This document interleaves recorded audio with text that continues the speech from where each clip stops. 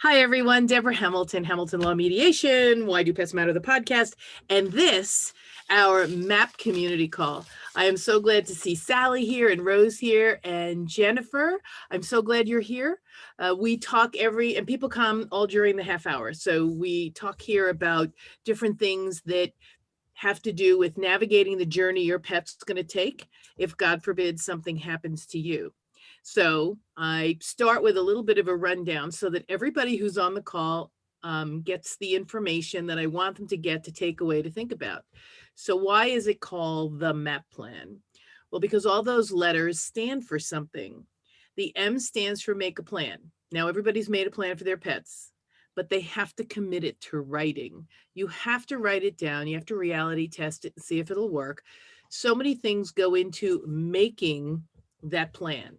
So that's the first step. You have to sit down and actually make the plan, not talk to your besties over a glass of wine, which they may or may not remember what you said on the next day. I know that's what I did in 2013 when I broke my ankle, and I knew my besties would be there to take care of my 9 dogs. Not so much because one had broken her wrist the week before, so gravity was not her friend or my friend, and the other one was renovating her kennel. So the 2 people I thought for sure would be able to take care of my pets could not. And my husband, God bless him, he just said to me, I'll take care of them, but I'm taking care of you. Isn't there someone who can come and take care of your pets? And I went, this is something I should have thought of before and didn't make a plan. Well, I made a plan over a glass of wine, not written down, not good. And I'm sure I'm not the only person in the universe who has a plan that's not written down.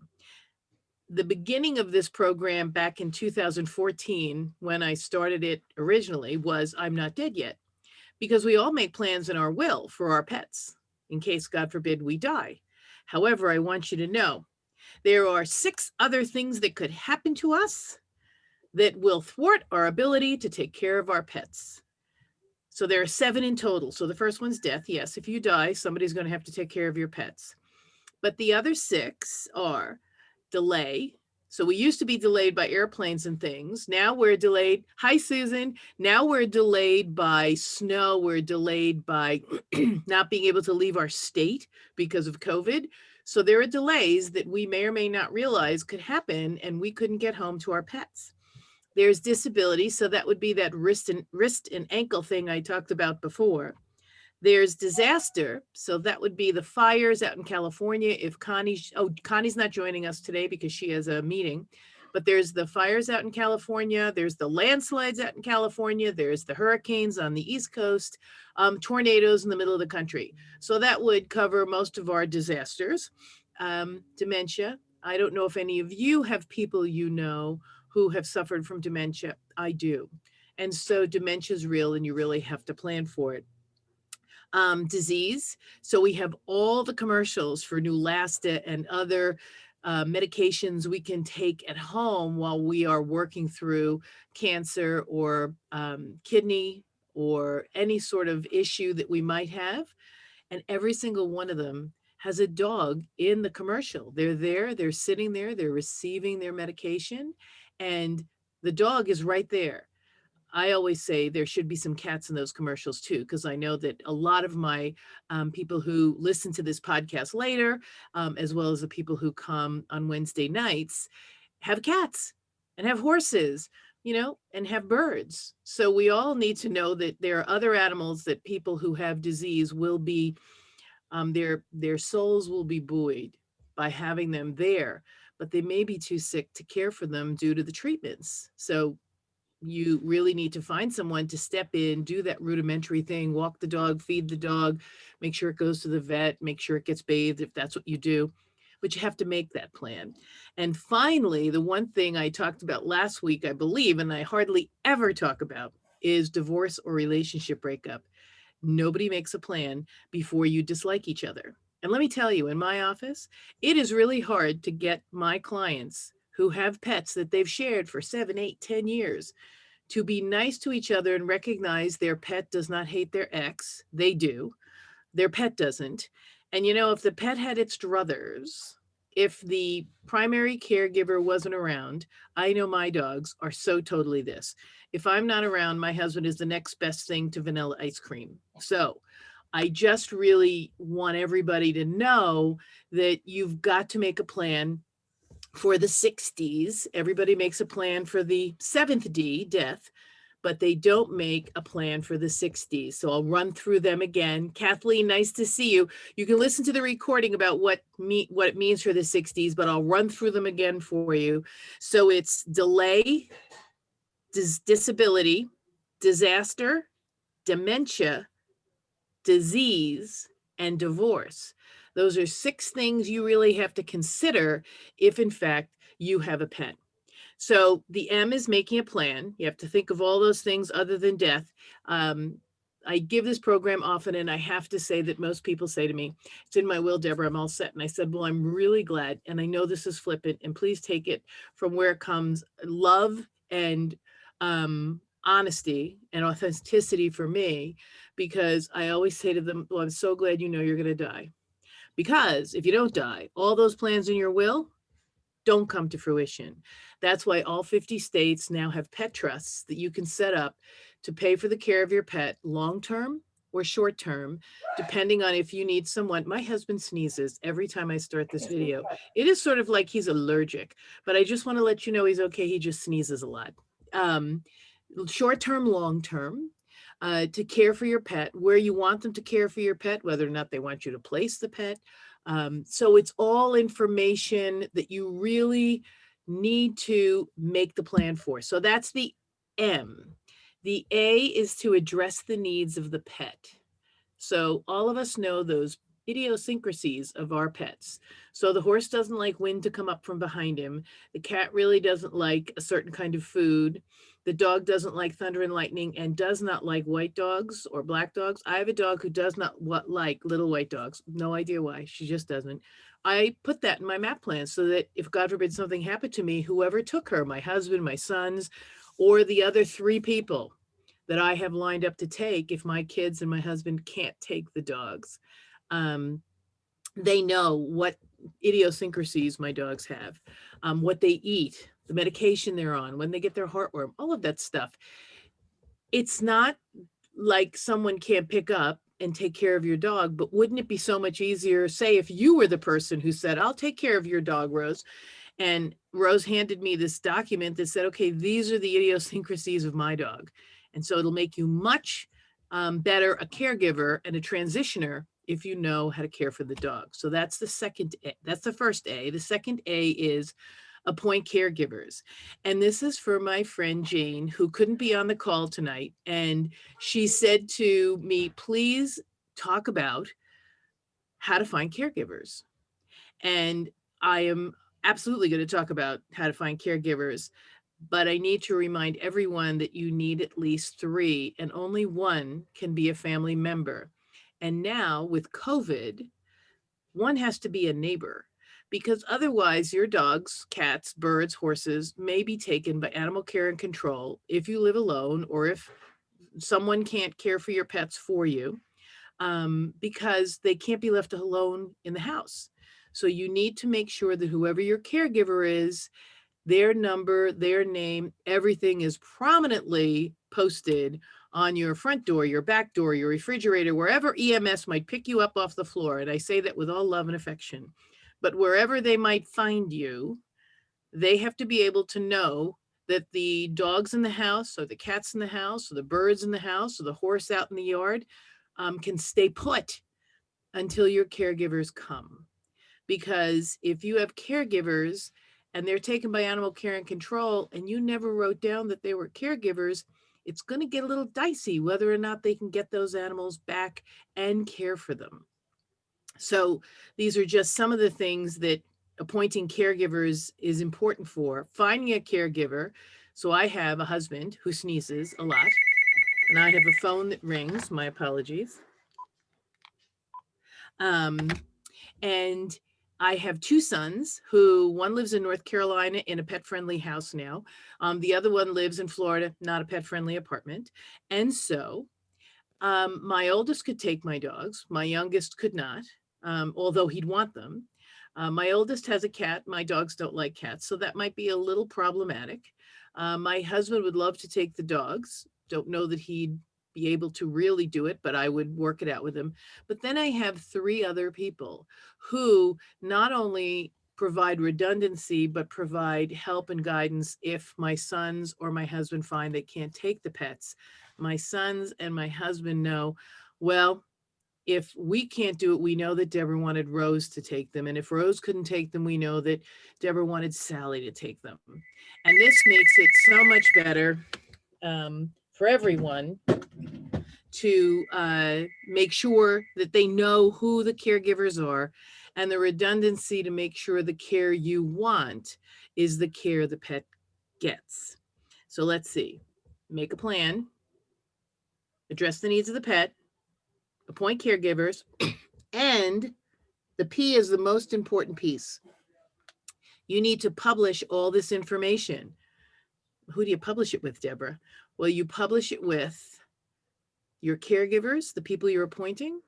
You publish it with your veterinarian, because he can't take care of your pet if they walk in with your caregiver and he doesn't know they have permission to have him care for your pet. And with your attorney. And each caregiver has to know about the other caregiver, because the redundancy is key. Because if Jennifer knows that there's Rose and Jennifer can't get to the dog, then she knows she can call Rose to get to the dog. And so Jennifer and Rose both know about each other, and they know about Sally. And so they will go and call Sally if both of them are busy. You always want to have a backup on a backup on a backup. So it's really important to do that. So without further ado, I want to check in with everybody and see where they're from and what kind of animal they have. So I'm going to start with you, Jennifer. What kind of animals do you have, and where are you from, and what brings you here? Well, I'm in Vermont and I have golden retrievers. And I'm here because I just started one of my goals this winter was to get this particular house in order for myself and my dogs. I just spent the last 3 weeks in a cast in the snow in Vermont. And yeah, I can buckle it in my snowshoe and take the dogs for a walk. But, if I had to go the surgery route instead of this treatment that I'm getting, I'd be in deep, and I didn't really have a golden process. retriever relief. Yes. Mm-hmm. Right. Exactly. So that's why I'm here. Oh, I'm so glad you're here. And I'm so glad that you did need surgery. I didn't either for my ankle. However, it still doesn't work too well going up and down a flight of stairs with a broken ankle. It really gives you a minute's pause. I mean, we're going to do it.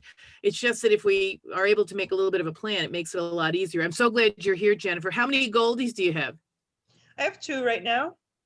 Oh, good. Yeah, I know. I had 9 at one point. Now I only have one Irish home with me, and the other Irish is in North Carolina with my sons. So I'm really low on dogs right now.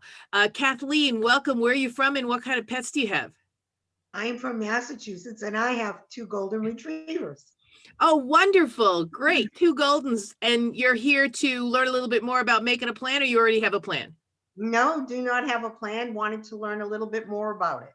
Oh, wonderful. Well, I'm so glad you're here. And I suspect that my bestie, Melanie Porter, who put it up in the Golden Retriever list, is probably why you got the inside track on this. She actually made the MAAP plan with me about, oh God, probably 2014, 2015, because she has a lot of Goldies. Yeah. And she knows about the car, she knows about the house, she's got it everywhere. And she said, I would never have thought of those things. And I said, I know, that's why I'm here. And now with COVID, right, it's even worse, because I don't know about Massachusetts and Vermont, but in New York, in the New York Post, the ragamuffin of the world, we would hear all the time about animal care and control taking the dogs from people's homes and bringing them to animal care and control.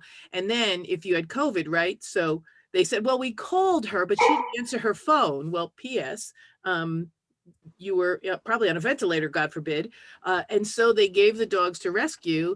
And if any of you understand rescue, if rescue gets your dog from Animal Care and Control, because Animal Care and Control only holds it for the amount of time that they're legislatively required to, between 5 and 7 days, depending on the state. Then they release it to a rescue, and your beautiful golden retrievers would head directly to Golden Retriever Rescue and be rehomed, because dogs are really, especially well-trained dogs. Although I know about my Irish setters, and well-trained would not be the way I would describe them. However, they're good. They're just naughty. People would take them in a minute, and once they're out, they're out. You can't get them back. There was a story I told early on, because I've been holding these meetings since March 31st, where a woman broke her hip, wasn't COVID, and she was being wheeled out, and she said to Animal Care and Control, where are you taking my Afghan? And they said, well, we're taking it to Animal Care and Control. It'll be there when you get out. So of course she had surgery, then she had rehab. So she got out in about 4 to 6 weeks, went to Animal Care and Control, and the dog had been in Animal Care and Control, then it was in Afghan Rescue, and then it was in somebody's home. And they wouldn't tell her, because every rescue has that paragraph in their contract that if you release the dog, if you it's not release, it's sort of like give up the dog, then they can place it and they'll never tell you where it goes. Well, she didn't give up the dog, but because she didn't answer her phone when they called, that was as good as giving up her dog. And so her dog was placed. And the reason I'm maniacal about this is because I don't want anybody to have that happen to them, which is why I'm maniacal about the notes on your back door, your front door, your refrigerator, saying, in case something happens to me, make sure you call my neighbor. So if you have good neighbors, great. If you don't have good neighbors, you better work on it, because when EMT or anybody is there, or EMS is there, you really need to make sure the neighbor comes over and says, I know Rose, and she told me, here's the piece of paper that says I can take care of the dogs, and they'll leave them there. And that's truly what you want to happen. So you give yourself that 12 to 24-hour period to have the people come in to make sure that they get the dogs the way you want it to happen. Susan, welcome. Susan is a returning colleague, and she has Catons, which are beautiful little white dogs. How are you today, Susan? I'm doing good. You know, I'm feeling more positive about things, so I'm doing well. Well, good. And I'm getting a greater appreciation for why this is so important. So thank you for that. Well, I appreciate that you're back again, because I have some people come all the time, double up, because they want to do it themselves, which is fine.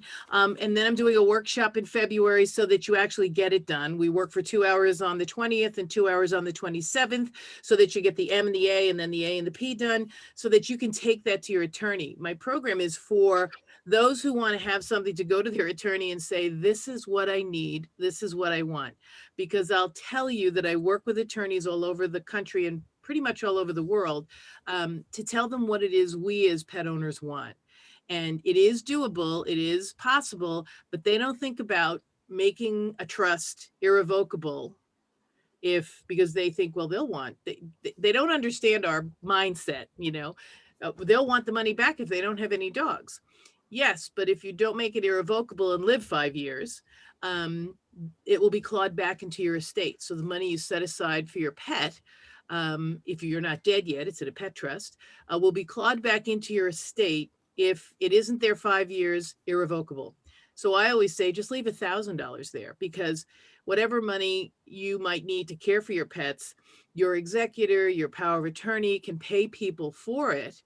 But you really only need to put money away to transfer the dogs from point A to point B and buy them a bag or two of food. So like $1,000, $2,000. And then you want to leave that money to Golden Retriever Health Foundation or Catan Club of America for whatever, for trophies, whatever.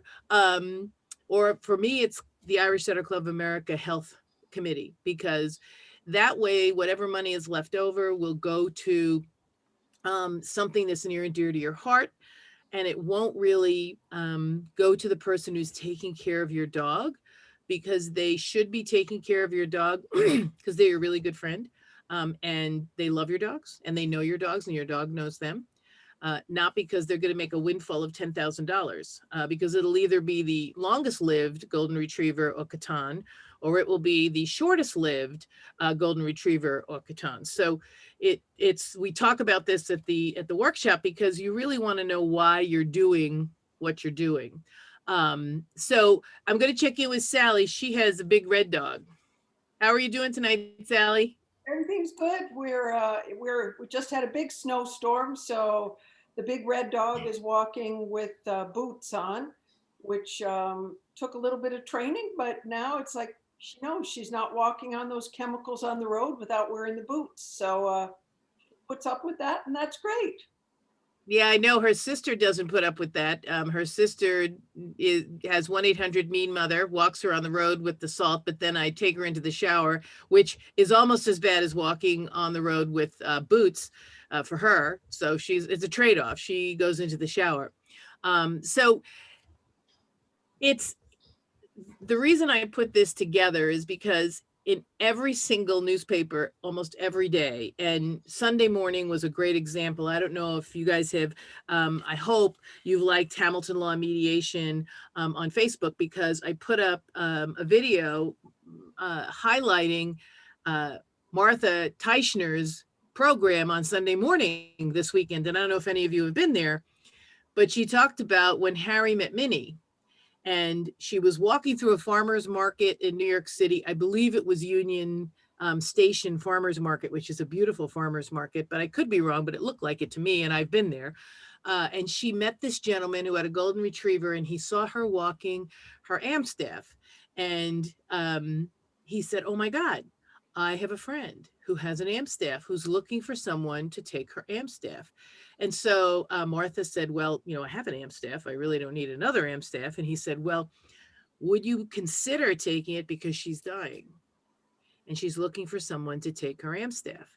So the story was bittersweet and melancholy, but Harry kept coming over to Martha's to get to know Minnie. And then his owner passed away, and Harry came and lived with Martha for about, I don't know, a year and a half.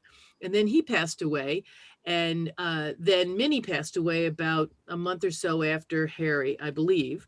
And she wrote a book that she's now published and she's putting all over. But the one thing that resonated with me when she was talking about this serendipitous meeting was, what if I had walked through the farmer's market early in the morning or late in the afternoon?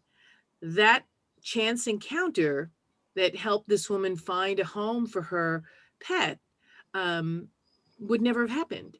And so for me, I always say, yeah, these chance encounters are what we absolutely believe in.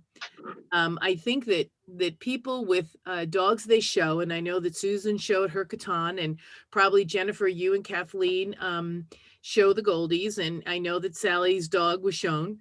So we all believe that our colleagues in the dog show world will come to the aid of their countrymen, and we do. However, wouldn't it be great to know who's coming to get your dog, and that they know what you want to do with your dog, because that is key. And that was the piece about Martha Teichner that was so great. She had Harry over to her house for a few months before this woman passed away. She got to know the woman, and so she knew what the dog was all about. And so it's really important to have that connection, have the dogs know the person. I know that I got my big winning brood bitch from a woman who is dying of breast cancer. And I didn't really get to know her before she died because the woman didn't want to let her go. And I completely understood that and said, "Well, could I come up and meet her?" And she goes, "No." She called me one day. She said, "I'm ready for you to take her." I took her. She was a great dog. She produced beautiful Irish setters. But I wished I had been able to see Caitlin interact with this woman so that I could know what her idiosyncrasies were. I learned them on the fly. And one of them was she didn't like children, and I had 2 kids. So that was a little troublesome, but we worked around it. But to be able to let people know what your dog's idiosyncrasies are is incredibly important. And to know that Jennifer knows about Kathleen, Kathleen knows about Susan, Susan knows about Sally. They all know about each other. So that if, God forbid, Jennifer's traveling and I need help, she knows. They might call her and she goes, yes, I know. And Kathleen's right down the block and this is her number, and call her. Her number's the second one on the list anyway, whatever, because we all want to make sure our pets have, I always say the MAP plan, navigating the journey your pet takes when you can't care for it. So before I talk too much, I have one more thing I think I wanted to say. Oh, right. If anyone is listening to this and they live in the Floyd Bennett Field area of Brooklyn, Shadow was lost out of his car. He's a canine Corso, beautiful black canine or gray canine Corso, who was lost after a car accident. So if you can put out on your all your sites that if anybody sees Shadow, he's a canine Corso who got out of the car after the accident. And his owner, unfortunately, who was driving the car, passed away, but his owner's fiance is looking for him. The article was in the New York Post today. I talked about it on my video today, because if your dogs are in the car with you, make sure that list of people to call is in the car, visible for the police, because you don't ever want them to have to look for anything. My mantra is, I don't want anybody to have to look for anything having to do with where my dogs are going to go. So if your dogs are in your car, I don't know if you put them in crates or not. I'm a big believer in crates. I'm a big believer in seatbelts, you know, those harness seatbelts. Not really, but I am, because they're better than nothing. The canine Corso had nothing. So when the car flipped and everything, he got thrown and then he ran. And so nobody knows where he is. Now, if he'd been in a seatbelt, he might have gotten injured or not. Who knows? Maybe he would have still been there. Who knows? If he was in a crate, you know, we all have crates that are probably very strong. And so if God forbid something happens, the crates would give the dog the opportunity to survive the crash. So that's why I put my dogs in crates. But if you can put out there Shadow, canine Corso in the Floyd Bennett area of Brooklyn, if he's running around, let's see if we can get him back to his owner. But if you're driving with or without your pets, make sure you let people know you have pets at home. My pets are home alone. And please call these 3 people. If I'm involved in a car accident and I can't tell you to call my, you know, that's what you want. And you also want that information when you're traveling with your pets, because you want to make sure if they do go to animal care and control, the people who are going to care for your pets are front and center and can come and get them. I tell you this because in many states, so if you're traveling for a dog show, check every state, because in New York City, if you can believe it, there is an ordinance that says if your dog is picked up by animal care and control in the city of New York, so we have Westminster, right? And it hasn't been entered in an AKC dog show for a year, which would take up our puppies who are less than 4 or 5 months old, right? They haven't been there. And those are the ones that probably get away. And it also takes up maybe some of our older retired show dogs that we're still using as stud dogs, say. They will not be returned to you unless they're spayed or altered.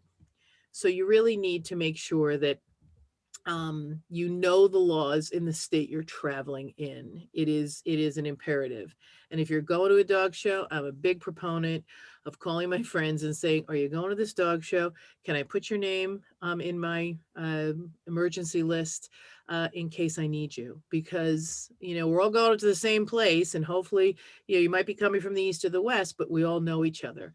So that really works well. So I checked in with everybody.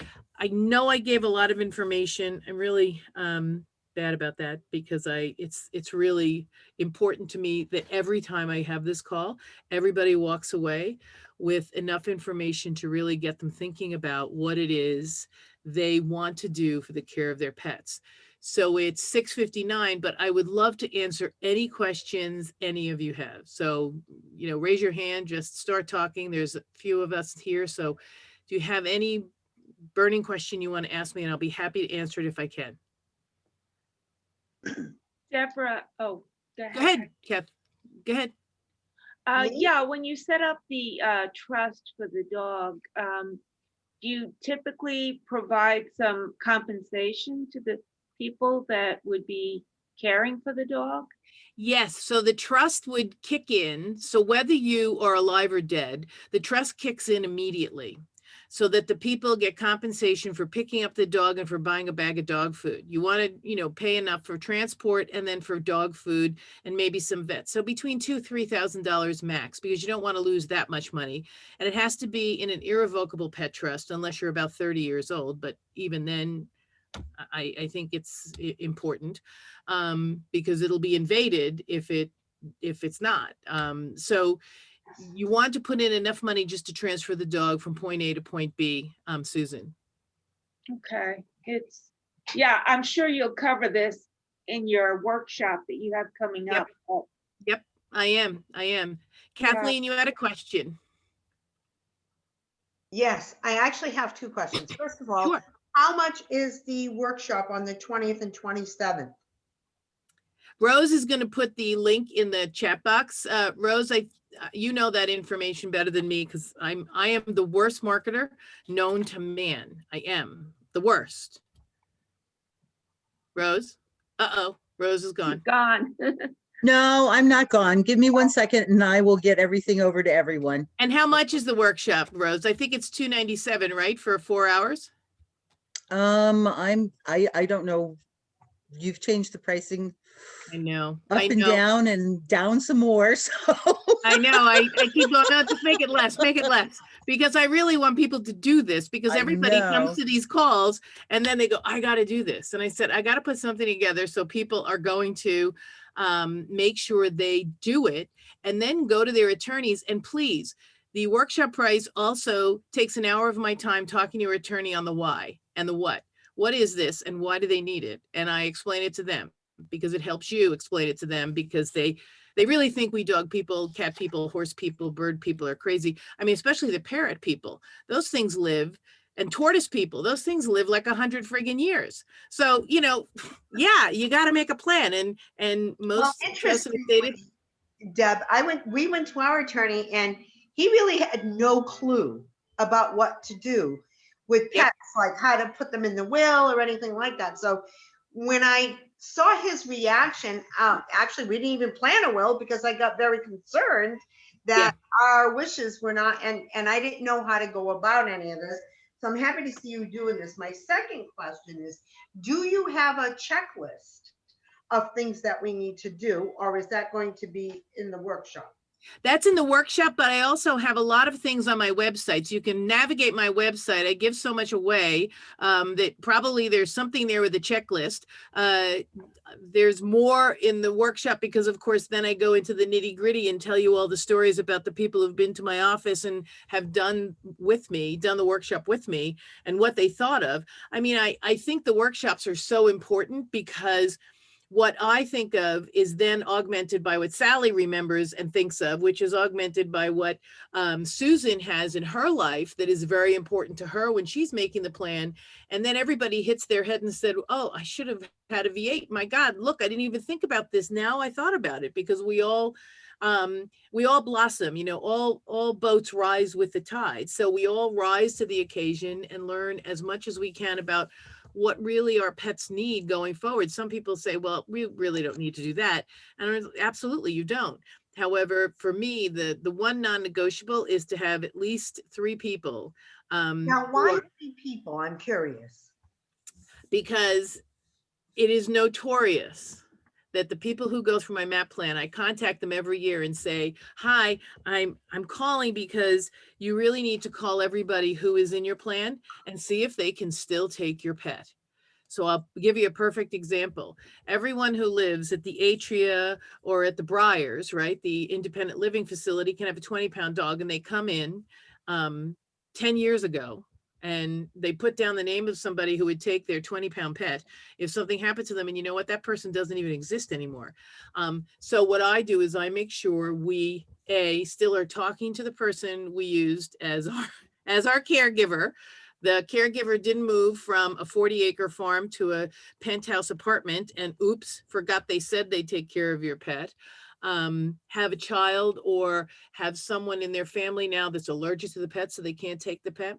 So 3, because you know the 2 of them are not going to be able to take your pet when you need them to. I'm telling you, it is my experience that 2 of the people cannot take the pet when you need them. Something comes up, they have a graduation, they have a wedding. I mean, I had to take 3 of my dogs back from someone who had a really serious health condition.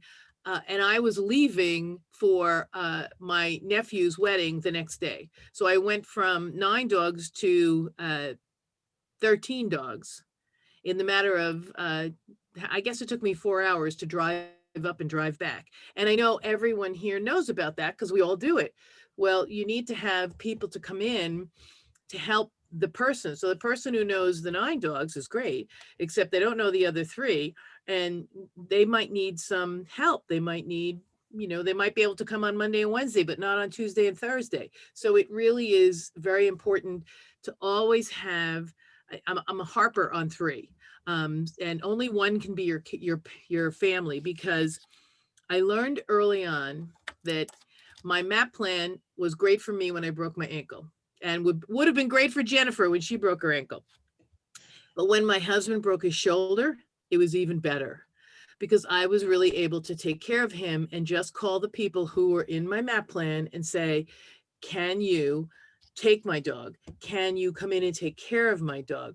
Whatever worked better for them, I was absolutely willing to do, because I knew the dog would be well cared for. And I was, absent at the hospital because he needed surgery, like 17 screws and 2 plates or something. He did a lovely job on his shoulder. And, the recovery was, so for 2 weeks, my dogs were MIA at the spa. I think Sally might have even had one. And they go to the spa, they're happy as a clam, but that's already something that's you've got set up. That's why, Kathleen. Thank you. Any other questions? Any other Our questions? website, is that Hamilton Law and Mediation? Yes, www.hamiltonlawmediation.com, and on it you'll see the MAP plan tab, and you can go through that, and it'll help you understand what this is all about. Okay. So if we have no more questions, I am going to let you guys go, because I do try to keep it at a half hour. We all have very busy days, and now with COVID, they get busier, I think. Nobody has any demarcation line of getting home from work. So I so appreciate everyone being here, both live and on Memorex, the people who are going to listen to it later on. I'm Deborah Hamilton, and I'm so glad you're here. I'm from Hamilton Law Mediation, where if you have a conflict over an animal, don't hesitate to call me. If you want, listen to my podcast, Why Do Pets Matter? We have some of the greatest people in the country who are veterinarians, Temple Grandin's there, you name it. There are so many great speakers on Why Do Pets Matter, the podcast. And then, of course, we're here because we love our pets, and we're going to navigate the journey they take when we can't care for them. So until next Wednesday, Deborah Hamilton, you guys take care, stay safe. All of us have snow, I see, because there is nobody here who's in the warmth of anything, except maybe Susan's in Virginia, but I think No, we have snow here too. I was going to say, I think she had snow too. Yeah. So everyone stay safe. Kiss your dogs for me, the Goldies and the Catan and that red dog. And I will hopefully see you next week. Please don't hesitate to come again. I really am not, ask Sally, I'm not so repetitive. It's always something new and interesting every week. So don't hesitate to come again. And I hope I see you all at the workshop, the 20th and the 27th. Thanks, Thank you. Deborah. Thank you. Bye, guys. Thank Bye, you. Deborah.